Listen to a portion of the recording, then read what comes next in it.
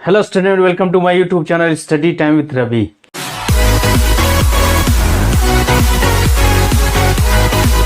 मैं हूं रवि कांत पाल। यदि आप मेरे चैनल पर नए हैं तो मेरे चैनल को सब्सक्राइब करें, मेरी वीडियो को लाइक शेयर उस पर कमेंट करें और नई वीडियो के नोटिफिकेशन के लिए बेल आइकन जरूर दबाएं। तो आइए आज एक टॉपिक लेके आया हूं, क्लास 10th के फिजिक्स का है प्रतिरोधों का संयोजन, कॉम्बिनेशन ऑफ रेजिस्टेंसेस। प्रतिरोधों का संयोजन क्या होता है, कॉम्बिनेशन ऑफ रेजिस्टेंस क्या होता है कि जब कई प्रतिरोधों को आपस में जोड़ दिया जाता है तो उस प्रक्रिया को प्रतिरोधों का संयोजन कहा जाता है। तो प्रतिरोधों के संयोजन की क्या आवश्यकता होती है, उनको क्यों आपस में जोड़ा जाता है कि बहुत से ऐसे प्रयोगात्मक कार्य होते हैं जिनमें हम लोगों के पास जो दिया गया प्रतिरोध होता है उससे भिन्न प्रतिरोध की आवश्यकता पड़ती है, यानी दिए गए मान से कम प्रतिरोध की आवश्यकता पड़ती है या उससे अधिक मान की आवश्यकता पड़ती है। तब हम उन प्रतिरोधों को आपस में जोड़ते हैं जिससे हमको इच्छित प्रतिरोध वाले मान की प्रतिपूर्ति हो जाए।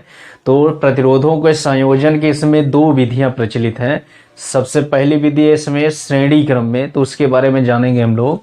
पहला है श्रेणी क्रम में।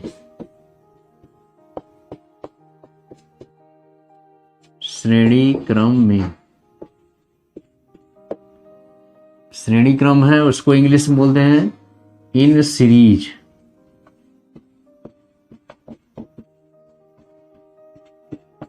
श्रेणी क्रम में प्रतिरोधों को कैसे जोड़ते हैं कि एक प्रतिरोध का दूसरा सिरा अगले प्रतिरोध के पहले सिरे से जोड़ देते हैं, फिर उस प्रतिरोध के दूसरे सिरे को अगले वाले प्रतिरोध के पहले सिरे से जोड़ते हैं। तो ये जो निश्चित क्रम मिलता है वो होता है श्रेणी क्रम होता है। जैसे मान लीजिए कि एक प्रतिरोध हम लोग को ये है, इस तरह से पहला प्रतिरोध है, इसका ये पहला सिरा, ये दूसरा सिरा है, तो इस दूसरे सिरों को अगले वाले प्रतिरोध के पहले सिरे से जोड़ दिए इस तरह से। फिर ये प्रतिरोध का दूसरा सिरा इससे अगले वाले प्रतिरोध के पहले सिरे को जोड़ देंगे, तो ये जो क्रम मिलता है इसको श्रेणी क्रम कहते हैं। तो मान लीजिए कि इसमें तीन प्रतिरोध जोड़े गए हैं, तो श्रेणी क्रम में है, इनका प्रतिरोध क्रमशः R1, R2, R3 है। इनको क्रमशः A बिंदु, B, C और D के अनुदिश जोड़ा गया है। तीन प्रतिरोधों को मान लीजिए किसी परिपथ से जोड़ दिया जाता है, तो इस तरह से दिखाया जाएगा। मान लीजिए कि परिपथ इस तरह से, परिपथ पूरा करने के लिए इसमें एक बैटरी लगा दी।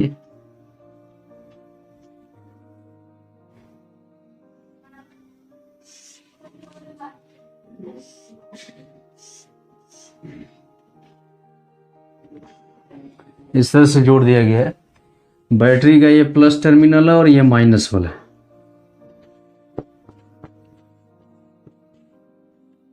मान लीजिए बैटरी के सिरों के बीच का विभवांतर भी है या इसका विद्युत वाहक बल भी है, और इस परिपथ में एक कुंजी लगा देते हैं।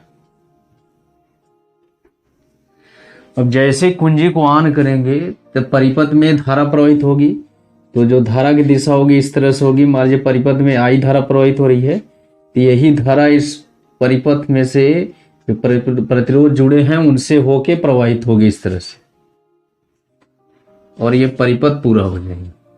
तो इसमें देखा जाएगा कि जो प्रतिरोध लगे हैं श्रेणी क्रम में, तो सभी प्रतिरोधों में एक ही धारा प्रवाहित होगी। जो सेल से मुख्य धारा प्रवाहित हो रही है वही धारा सभी सेलों से होकर प्रवाहित होगी। मान लीजिए पहला प्रतिरोध है, इसके सिरों के बीच का विभवांतर यानी A और B के बीच का, बिंदु A और B के बीच का विभवांतर क्या है, मान लीजिए V1 है। और जो प्रतिरोध दूसरा जोड़े हैं उसके बीच का विभवांतर मान लीजिए क्या है, V2 है। और जो तीसरा प्रतिरोध जोड़े हैं उसके सिरों के बीच का विभवांतर मान लीजिए V3 है। अब इनका विभवांतर अलग अलग होगा क्योंकि ये प्रतिरोध के दोनों सिरे अलग अलग बिंदुओं पर जोड़े गए हैं। जैसे चित्र में प्रदर्शित है कि जो R1 प्रतिरोध है वो A और B के बीच जोड़ा गया है, और जो R2 प्रतिरोध है वो B और C के बीच में जोड़ा गया है, और जो R3 प्रतिरोध है वो C और D के बीच में जोड़ा गया है। यानी उनके दोनों स्वतंत्र सिरे अलग अलग बिंदुओं पर स्थित हैं, इसलिए उनके बीच का विभवांतर भी भिन्न भिन्न होगा। क्रमशः मान लीजिए V1 है, V2 है और V3 है। तो ये जो विभवांतर होता है अदिश राशि होता है, इसलिए ए और डी के बीच का पूरा विभवांतर कहा जाएगा तो किसके बराबर आएगा, बैटरी के विभवांतर के बराबर आएगा। अर्थात V बराबर लिख सकते हैं हम लोग V1 plus V2 plus V3 लिख सकते हैं। तो यहाँ से हम लोग लिख सकते हैं V बराबर V1 plus V2 plus V3। इसको समीकरण 1 बना लीजिए, इक्वेशन फर्स्ट बना ली। फिर इसके बाद देखिए ओम के नियम से यहां से लिख लेंगे हम लोग, ओम के नियम से जो पहला प्रतिरोध है इसके सिरों के बीच का विभवांतर V1 है, तो V1 बराबर लिख सकते हैं I गुणे R1, क्योंकि उसमें धारा I भी प्रवाहित हो रही है। तो V1 बराबर लिख सकते हैं हम लोग क्या, I गुणे R1 लिख सकते हैं। अब V2 का मान क्या लिख सकते हैं, I गुणे R2 लिख सकते हैं, तथा V3 का मान क्या लिख लेंगे, I गुणे R3 लिख देंगे। अब ये V1, V2 और V3 का मान समीकरण 1 में रखेंगे, तो यहाँ से कितना हो जाएगा, समीकरण 1 से हो जाएगा V वैसे ही रहेगा, V बराबर का V1 IR1 plus V2 IR2 plus V3 IR3।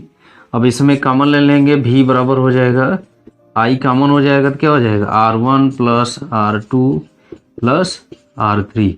अब I को इधर पक्षांतर कर देंगे, आ जाएगा V बटे I बराबर हो जाएगा R1 plus R2 plus R3। ये इक्वेशन सेकेंड ले लेंगे। अब मान लेंगे कि कोई भी ये जो तीन प्रतिरोध जोड़े हैं R1, R2 और R3, इनके जगह कोई तुल्य प्रतिरोध R ले लिया जाए, इक्विवेलेंट रेजिस्टेंस लिया जाए, तो वो जो परिपथ होगा इस तरह से प्रदर्शित हो जाएगा। उसको ऐसे दिखा सकते हैं, A और D ले लिए और यहाँ बैटरी इस तरह से जोड़ दिए और यहाँ कुंजी लगा दी। तो ये इस तरह से इसको प्रदर्शित कर सकते हैं कि मान लीजिए कि तीनों प्रतिरोध की जगह एक तुल्य प्रतिरोध, ऐसा प्रतिरोध लगा दिए जिसका प्रतिरोध का मान R है और इसके सिरों के बीच का विभवांतर क्या होगा, V होगा। तब यहाँ ओम के नियम से भी लिख सकते हैं हम लोग क्या, ओम के नियम से लिख सकते हैं, क्या लिख सकते हैं कि विभवांतर V और बटे I, इसमें परिपथ में धारा I प्रवाहित होगी, तो V बटे I बराबर क्या लिख सकते हैं, R लिख सकते हैं। ये समीकरण थर्ड ले लेंगे। तो ये जहां R क्या है, तुल्य प्रतिरोध है, इक्विवेलेंट रेजिस्टेंस इसको बोलते हैं। तो समीकरण 2 और 3 से लिख सकते हैं V बटे I बराबर क्या लिख सकते हैं, R लिख सकते हैं। तो यहां से लिखेंगे समीकरण 2 तथा 3 से क्या लिखेंगे, V बटे I की जगह क्या लिखेंगे, R। तो R बराबर क्या हो जाएगा, R बराबर हो जाएगा R1 plus R2 plus R3 हो जाएगा। तो यही तुल्य प्रतिरोध का फॉर्मूला आएगा कि किसी भी या कई प्रतिरोधों को जब श्रेणी क्रम में जोड़ा जाता है तो उनका तुल्य प्रतिरोध उन प्रतिरोधों के योग के बराबर होता है। जैसे मान लीजिए उदाहरण ले लिया जाए कि 3 प्रतिरोध हम परिपथ में जोड़े हैं जिनका प्रतिरोध क्रमशः 2 ओम, 3 ओम और 5 ओम। तब इनका तुल्य प्रतिरोध क्या हो जाएगा, R बराबर यही है R1 plus R2 plus R3, यानी 2 प्लस 3 प्लस 5 बराबर कितना हो जाएगा, 10 ओम आ जाएगा।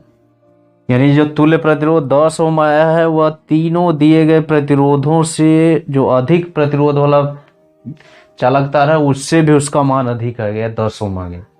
तो यहाँ से स्पष्ट होता है कि यदि प्रतिरोधों को श्रेणी क्रम में जोड़ेंगे तो उसका जो तुल्य प्रतिरोध होगा वह दिए गए सबसे अधिक मान वाले प्रतिरोध से भी उसका मान अधिक आएगा। अर्थात हमको प्रायोगिक दृष्टि से दिए गए प्रतिरोध से अधिक मान का प्रतिरोध चाहिए तो उन प्रतिरोधों को श्रेणी क्रम में जोड़ना चाहिए।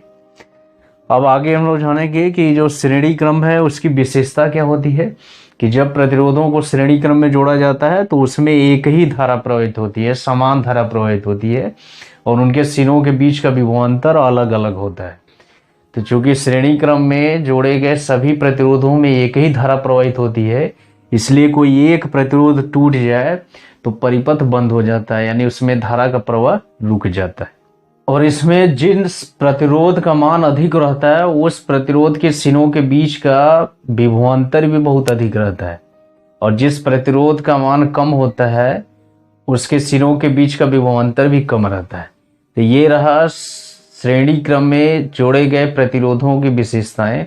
अब इसके बाद दूसरे क्रम के बारे में जानेंगे हम लोग, समांतर क्रम, इन पैरेलल उसको बोला जाता है। इसमें दूसरी विधि है समांतर क्रम, या इसको पार्श्व क्रम भी कहा जाता है। पार्श्व क्रम में इंग्लिश में इसको बोलते हैं इन पैरेलल।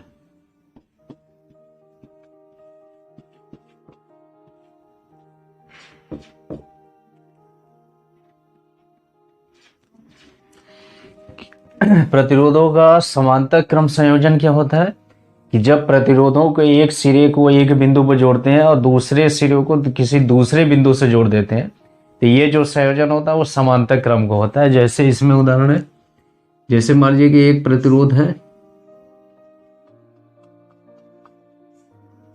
ये एक प्रतिरोध है, फिर इसके बाद दूसरा प्रतिरोध इस तरह से ले लिए,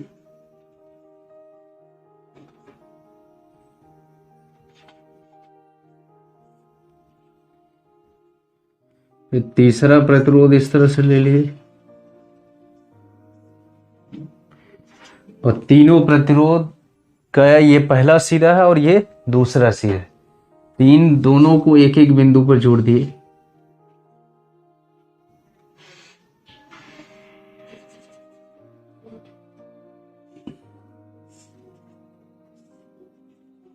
मान लीजिए ए और बी के बीच जोड़ दिए, तो ये प्रतिरोधों का समांतर संयोजन कहलाता है। ये सभी प्रतिरोध का पहला सिरा एक बिंदु पर रहता है और दूसरा सिरा दूसरे बिंदु पर रहता है। मान लीजिए पहले प्रतिरोध का मान R1 है, दूसरे का R2, तीसरे का R3, तो इसको किसी परिपथ से जोड़ेंगे तो इस तरह से दिखाएंगे। इसमें एक बैटरी लगा दिए और एक कुंजी लगा दी, इस तरह से जोड़ दिए, ये परिपथ पूरा हो जाएगा। तो मान लीजिए कि बैटरी के सिरों के बीच का विभवांतर भी है और यहाँ कुंजी के है। तो यहाँ क्या होता है कि जब एक कुंजी को ऑन किया जाता है तो परिपथ ऑन होता है, तो इसमें धारा, मान लीजिए आई धारा प्रवाहित हो रही है, तो ये जो धारा होगी ए बिंदु पर जाएगी, तो ये प्रतिरोधों के मान के अनुसार तीन भागों में विभाजित हो जाएगी। मान लीजिए इसमें धारा I1 प्रवाहित हो रही है, इसमें I2 धारा है, इसमें I3 धारा है, और यही क्रमशः धाराएं यहाँ पर मिलेगी। इसमें I1 धारा और यहाँ से I2 और इधर से I3 धारा मिलेगी, और मिल के ये परिपथ में फिर I धारा उत्पन्न कर देगी। ये I धारा इसके रेन टर्मिनल में प्रवेश कर जाएगी। तो इसमें देखा गया कि सभी प्रतिरोध का जो विभवांतर होगा वो एक बराबर होगा, क्योंकि सभी प्रतिरोध के दोनों सिरे ए और बी बिंदुओं पर ही जुड़े गए हैं। तो जो ए और बी बिंदु का विभवांतर होगा वही सभी प्रतिरोधों का विभवांतर होगा। तो ए और बी के बीच के बिंदुओं का विभवांतर क्या है, जो बैटरी का विभवांतर है उसी के बराबर है, अर्थात उसका मान भी दिया गया है, तो सभी प्रतिरोधों का विभवांतर भी होगा, लेकिन सभी में धारा अलग अलग प्रवाहित होगी। जो मुख्य धारा है वो तीन भागों में बढ़ जाएगी, I1, I2 और I3 में। तो यहाँ से जो ये धारा है I तीन भागों में बटी है, फिर यहाँ तीनों मिलकर फिर वही मुख्य धारा उत्पन्न करी है। तो यहाँ से हम लोग लिख सकते हैं कि I बराबर I1 plus I2 plus I3 लिख सकते हैं। इसको समीकरण 1 बना लेंगे। फिर इसके बाद यहाँ से लिखेंगे ओम के नियम से, ओम के नियम से हम लोग लिख सकते हैं कि होता है V बटे I बराबर होता है R। तो पहले प्रतिरोध के लिए इसका मान लिखेंगे तो कितना हो जाएगा, उसका विभवांतर भी है और धारा कितनी प्रवाहित हो रही है I1, और R की जगह क्या लिखेंगे R1 लिखेंगे। तो यहाँ से यदि I1 का मान निकालना हो तो I1 बराबर क्या हो जाएगा V/R1 हो जाएगा। इसी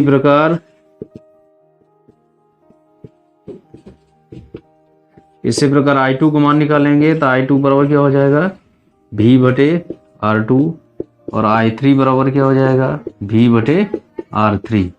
तो ये I1, I2 और I3 का मान समीकरण 1 में रखेंगे तो यहाँ से हम लोग को मिलेगा समीकरण 1 से क्या हो जाएगा, समीकरण 1 से में मान रखेंगे I हो जाएगा, I बराबर क्या होगा, I1 का मान है V/R1, I2 का मान है V/R2, I3 का मान है V/R3। यहाँ से V कॉमन हो जाएगा तो I बराबर क्या हो जाएगा, V कॉमन होगा तो 1/R1 plus 1/R2 plus 1/R3 आ जाएगा। अब V को इधर भेजेंगे तो आ जाएगा I/V बराबर हो जाएगा 1/R1 plus 1/R2 plus 1/R3, या इसको ऐसे भी लिख सकते हैं 1/V/I लिख सकते हैं। इसको पलटेंगे तो फिर वही आ जाएगा I/V बराबर हो जाएगा 1/R1 plus 1/R2 plus 1/R3। इस तरह से लिख सकते हैं इसमें। तो यदि कह दिया गया कि तीनों प्रतिरोधों का तुल्य प्रतिरोध या A और B के बीच का तुल्य प्रतिरोध R हो तो V/I बराबर R लिख सकते हैं। तो यहाँ से हो जाएगा 1/R बराबर हो जाएगा 1/R1 plus 1/R2 plus 1/R3 हो जाएगा। इस तरह से फार्मूला प्राप्त होता है कि समांतर क्रम में जोड़े प्रतिरोधों का तुल्य प्रतिरोध का व्युत्क्रम उन प्रतिरोधों के व्युत्क्रमों के योग के बराबर होता है। तो इसमें देखा जाता है कि जब समांतर क्रम में प्रतिरोध जोड़ते हैं तो उसका जो तुल्य प्रतिरोध आता है वह सबसे कम मान के प्रतिरोध से भी कम मान उसका आता है। जैसे इसमें उदाहरण ले लिया जाए, केवल 2 ही प्रतिरोध का उदाहरण ले लिया जाए कि एक प्रतिरोध 1 ओम का है और दूसरा है 1000 ओम का, यानी इसमें 2 प्रतिरोध है, एक का मान बहुत कम है, एक का मान बहुत अधिक है। तो इसका तुल्य प्रतिरोध कितना आ जाएगा 1/R बराबर 1/R1 यानी 1/1 प्लस 1/1000 हो जाएगा। या इसको हल करेंगे तो 1/R बराबर आ जाएगा 1000, एलसीएम आ जाएगा। इसमें भाग देंगे तो 1000 प्लस 1 आ जाएगा, या 1/R बराबर लिख सकते हैं क्या 1000 1/1000 लिख सकते हैं, या R बराबर आएगा 1000/1001 आएगा। तो इसका मान 1 से कम आता है, बहुत कम आता है। अब इसको हल करेंगे तो इसका मान 1 से बहुत कम आएगा। तो इस तरह से कहते हैं कि जब समांतर क्रम में प्रतिरोधों को जोड़ते हैं तो उनका तुल्य प्रतिरोध दिए गए मान से सबसे कम प्रतिरोध से भी मान उसका कम आता है। इससे स्पष्ट होता है कि यदि परिपथ में हमको जो ज्ञात प्रतिरोध है उससे कम प्रतिरोध का मान की आवश्यकता है तो दिए गए प्रतिरोधों को समांतर क्रम में जोड़ देंगे। अब समांतर क्रम की विशेषता क्या होती है कि समांतर क्रम में जुड़े हुए सभी प्रतिरोधों के सिरों के बीच का विभवांतर बराबर होता है, जो कि बैटरी के विभवांतर के बराबर माना जाता है, और उसमें प्रवाहित धारा का मान अलग अलग होता है। तो इसमें यदि किसी एक प्रतिरोध को हटा लिया जाए या प्रतिरोध को तोड़ दिया जाए तो परिपथ में धारा का प्रवाह चलता रहता है, परिपथ रुकता नहीं है अर्थात बंद नहीं होता है। तो ये है समांतर क्रम की विशेषता। तो आज हम लोग सीखे प्रतिरोधों के संयोजन के बारे में। प्रतिरोधों के संयोजन की इसमें 2 विधियां बताया गया, श्रेणी क्रम और समांतर क्रम, और उनकी विशेषता के बारे में बताया गया। तो आज के लिए बस इतना है। अब इसके और नए टॉपिक के साथ आएंगे, तब तक के लिए धन्यवाद।